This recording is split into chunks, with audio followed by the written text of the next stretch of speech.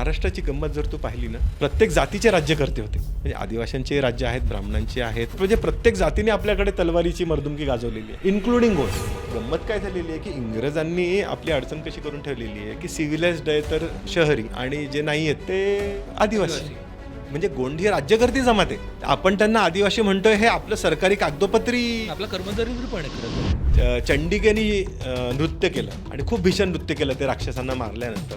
आणि तो जो नृत्य आहे तो पारंपरिक आता देवीसमोर केला जायला पाहिजे. आणि ती आपल्याकडे ते जे नृत्य आहे तर त्याला तसं पुढे गोंडाली नृत्य म्हणतात. तो गोंडाली म्हणजे आजचा गोंधळ. ओ, विदर्भ हा शब्द कुठून येतो आणि कधीपासून विदर्भ म्हणून आपण त्याला ओळखतो? बालरामायण तसा छान उल्लेख आहे की ते राम लक्ष्मण आणि ते विमानातनं जातात आणि ते म्हणतात की अरे हा जो आहे ना, हा विदर्भ आहे, इथे आपल्या आजी इंदुमती होत्या आणि हाच महाराष्ट्र. बाहुबली सिनेमा आहे, तर बाहुबली सिनेमा तुम्ही पाहिला असेल तर त्यातनं एक मध्ये प्रसंग येतो, भल्लाळदेवनं थोडासा एक डाव खेळतो आईसोबत की मला पण देवसेनेशी लग्न करायचंय.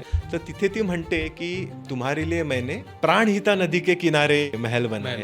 आता ही जी प्राणहिता आहे ही ती अजिंठ्याच्या डोंगर रांगातनं सुरू झालेली पैनगंगा आहे आणि ती अशी मस्त मेहकर वाशिमच्या आसपास हिंगोली करत जाते. ती नागपूर असेल, अमरावती असेल, वाशिम असेल, हे कितपत जुने आहेत आणि त्याचा कितपत रेफरन्स येतो आपल्याकडे?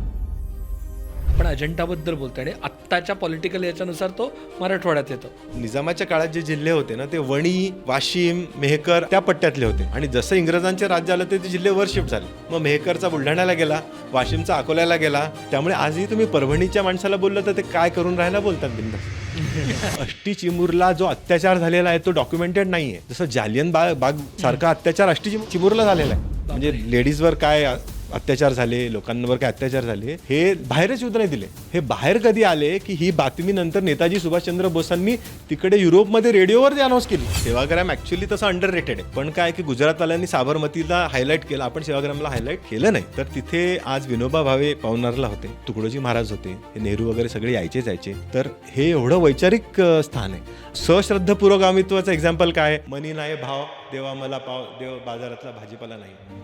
म्हणजे देवाचा अपमान, श्रद्धेचा अपमान न करता पुरोगामित्व करता येतं. कारण पुरोगामित्वाचं कसं झालेलं आहे ना की जोरदार लाप मारायची. त्यामुळे बऱ्याच लोकांचं झालं काय महाराजांचं नाव दिलं, तुकडोजी महाराजांचं नाव दिलेलं आहे.